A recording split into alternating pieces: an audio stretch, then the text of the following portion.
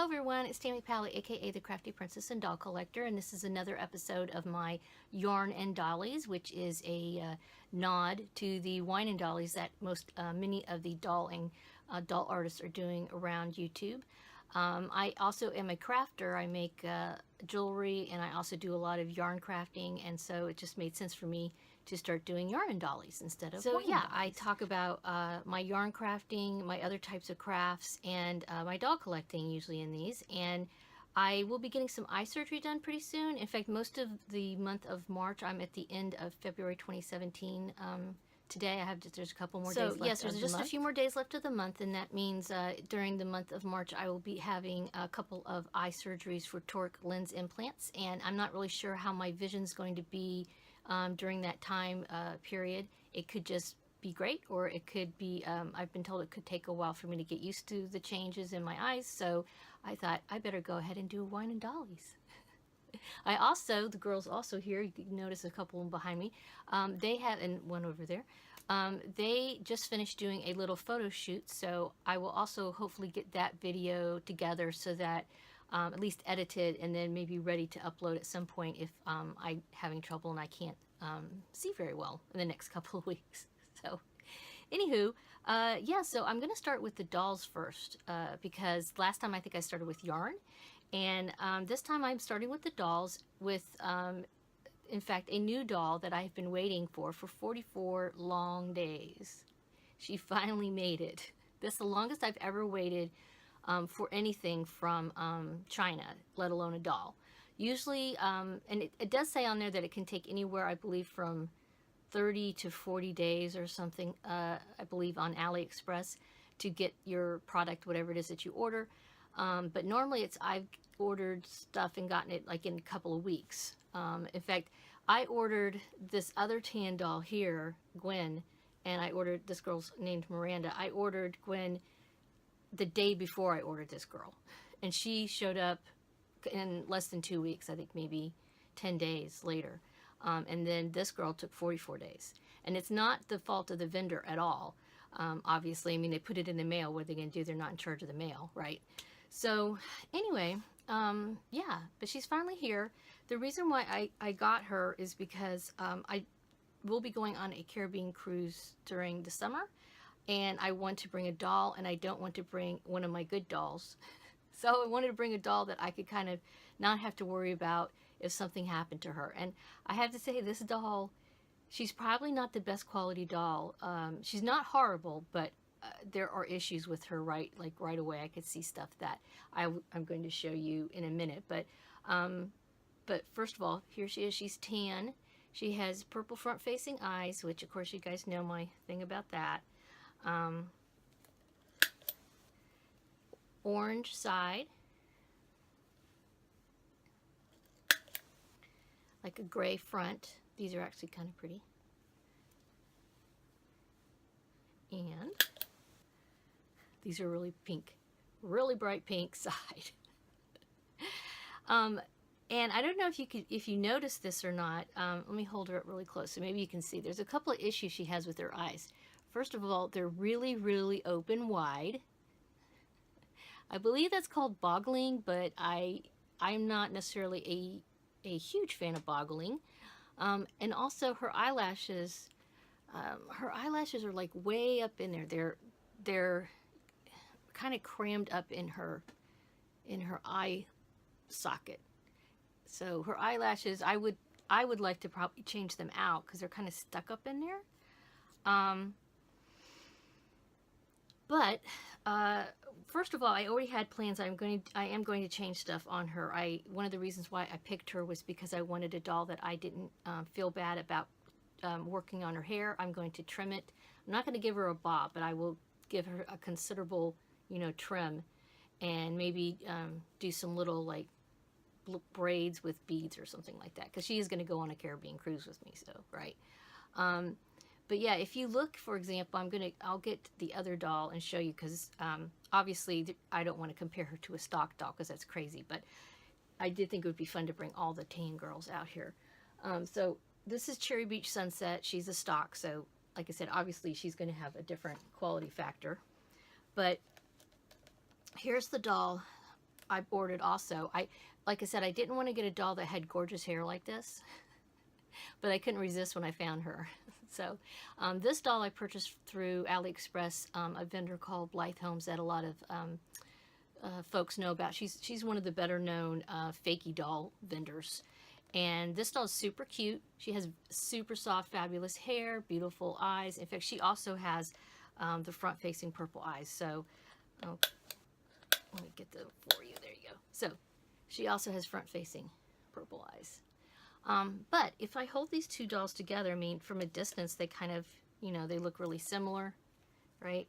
And if you were a novice Blythe collector, you might not even notice this, but now that I've been doing this for a while, I've noticed quite a few differences. I mean, first of all, of course, you know, the face-up is different, but, you know, this girl's face is not quite as colored as this one is, as far as the makeup goes. But let me hold her here so you can see. Their molds are really different. This one's wider than this one. I don't know if you can see that or not. Also, of course, the eyes, like I said, this girl's got really wide open eyes. Notice how this girl, you can see her eyelids a little bit. Just, you know, her eyes are open, but you can still see the lids. You know, that's the same, like, if I bring this girl over here, the stock girl. Move her. Typically, the Blythe dolls, you can see when their eyes are open, you can see a little bit of their eyelid. Some people don't like that, though. Some people want this big, wide-eyed look. So they'll do what they call boggling, where they actually cut out, you know, part of the socket. And I'm not sure if this was done on purpose on this doll or not, but I'm not a huge fan of that, I have to say. So yeah, so there's the weird eyes and the not so good eyelashes. And like I said, I knew for sure I was going to mess with her hair. And when I got her, I thought, well, maybe this is my chance to pop her head open and do something in there, right? But when I looked behind here, it's very chopped up here. Like, I wonder if it's even glued. Like, it looks like somebody, it almost looks like, it's not cracked, but no, you know it does. I see like a crack, and it looks like somebody glued this back in. There's like a teeny little plastic piece. So somebody did not do the best job of putting her head together. Because really, from what I gather, these vendors, they make these dolls, right? They do these fakey dolls. In fact, you can buy the pieces. If you just wanted to buy the face plates and, you know, just a body, if you wanted to buy all the Blythe pieces and make your own, you could do that. Some of the vendors, like I believe Blythe Homes, you could actually ask her to make one, and you can pick all the different pieces and she'll put it together for you. But of course, a lot of people like the fake dolls because it's kind of like buying a kit. Like with pull-ups, you can buy the make-it-own kit, and they don't have those for Blythe. So a lot of people like to get the fake dolls so that they can kind of create, you know, take them apart and create their own doll. But if I were to take her apart, I'm afraid she would be damp. Because see, yeah, you can see that big seam there, and it's kind of messed up. Whereas if I compare her to this other fakey doll here, look at her. See, hers is all chopped up and beat up looking around the rim of the head, around the head plate right here. It's smooth. Like, I could pop her open no problem if I wanted to. Okay, so that's a bit of a bummer. As far as price goes, I thought this was interesting, and again, just, you know, FYI here. I mean, I'm not upset that this doll isn't in the greatest of shape, because, like I said, she's a doll that I'm going to be just taking with me, and I'm cramming into a suitcase, and I don't want to have to worry about her. Yeah, so I ended up paying, let's see, I wrote this down. For her, including shipping, was $44.58. This doll was $50, including shipping. This doll's much better quality. Like I said, this doll's okay. I got her from Angle Manor on AliExpress, and I purchased 2 other dolls from that vendor and been very happy with them. So, yeah, I mean, just buyer beware. Just be prepared for that. Sometimes you think you're going to, you know, customize a doll. And if you wanted to really do a lot of customizing with this doll, that would be problematic. So, anywho, yeah.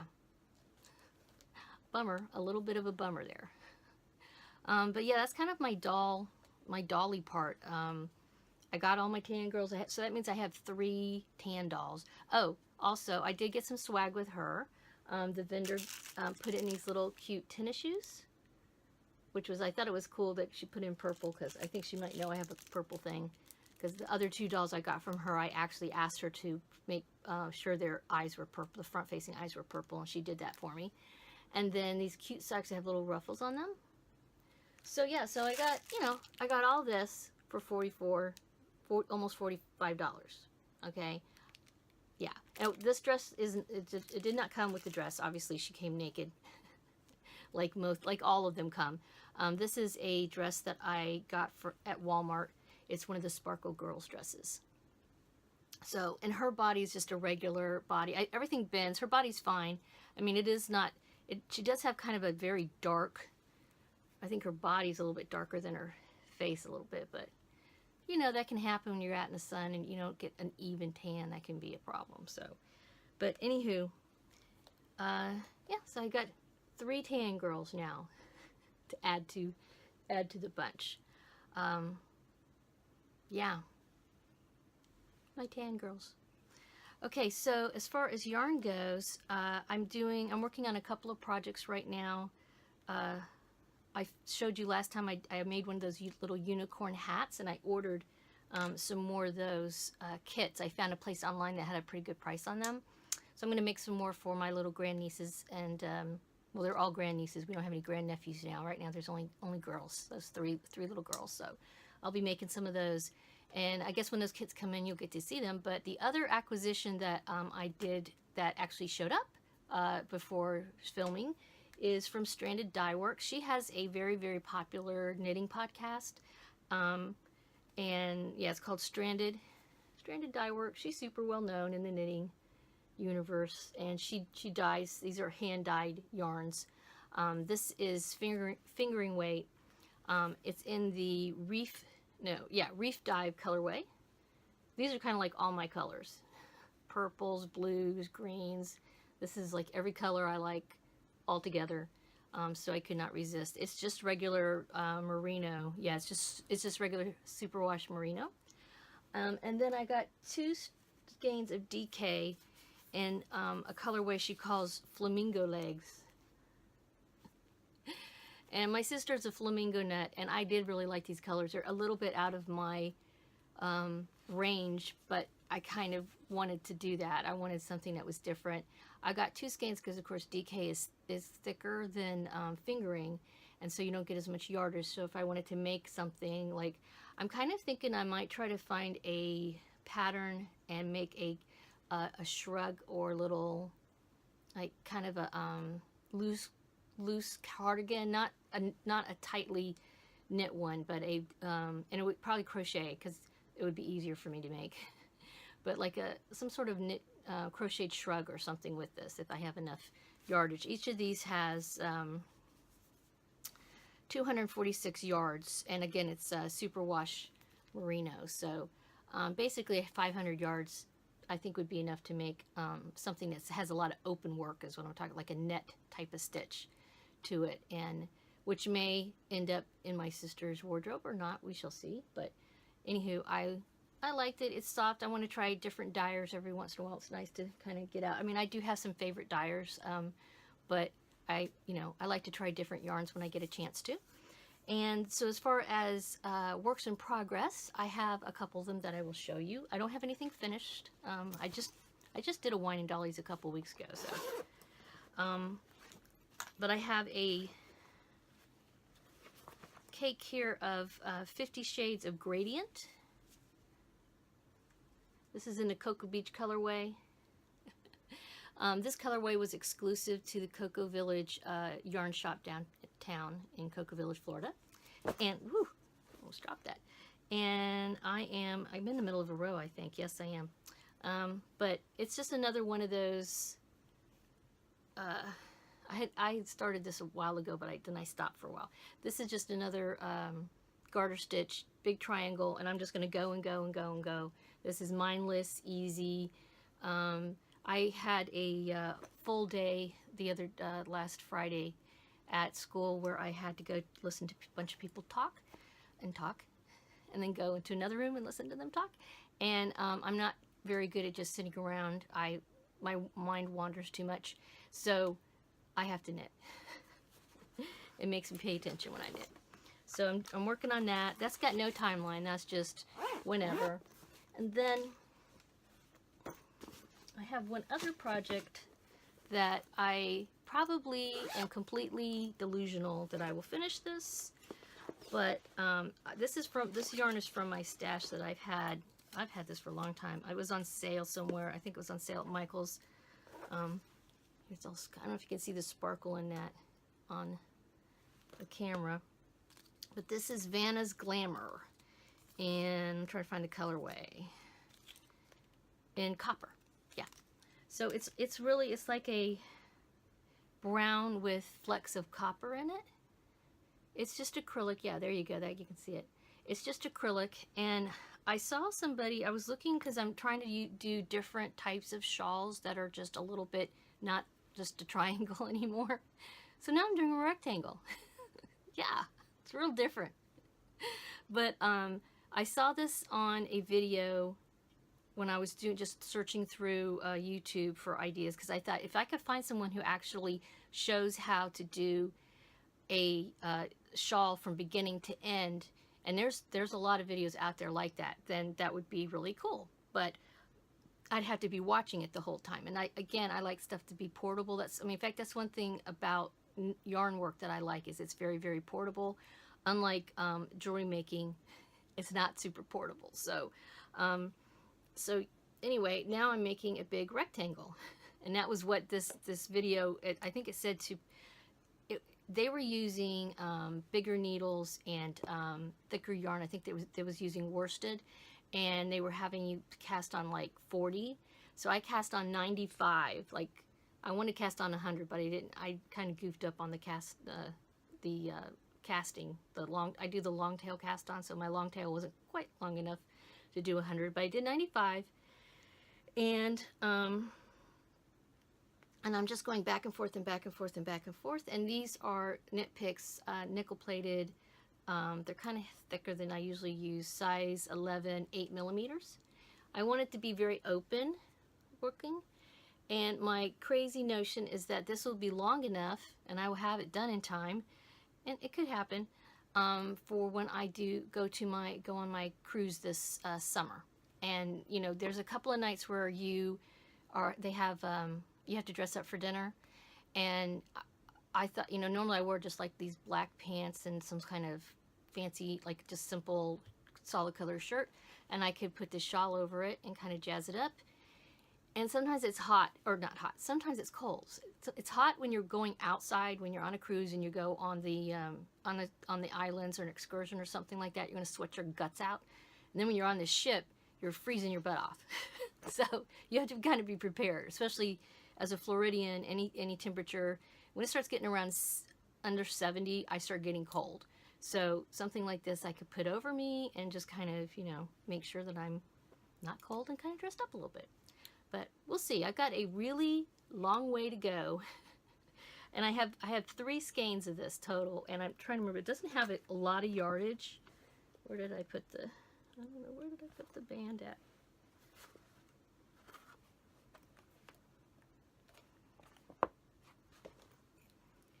Okay, well, anyway, that's exciting. But yeah, I have 3 skeins of this, so I'm just going to use it up and keep making that big old rectangle, and hopefully I will have a fancy shawl kind of thingy, wrap type of thing, evening wrap, I guess you could call it, to wear when I go on the cruise. So yeah, okay, so I'm almost up to 20 minutes, and I think that's kind of it. Like I said, I just did a video, or actually took a whole bunch of pictures of the girls in some new Sparkle Girls clothing. That's what they're all wearing actually right now. This isn't a Sparkle Girls outfit. That's what Cherry Beach over there is wearing. This is what Miranda's wearing. And I had 8 outfits total, so there were some, you know, wardrobe changes. And I will put that together probably with just some fun music and put together like a 2 or 3 minute little doohickey showing off the Sparkle Girls clothes that I got about a month or so ago. But otherwise, I'll probably, unless I might have some videos that I don't remember I did in the archives, but I don't see me doing a wine and dolly for at least a couple weeks. So I hope you guys enjoyed this one. And if you have any questions about anything that I've covered in here, always feel free to post your comments down below. I really appreciate comments and thumbs up and subscriptions and all that good stuff. And have a wonderful dolly day and crafting day. Bye-bye.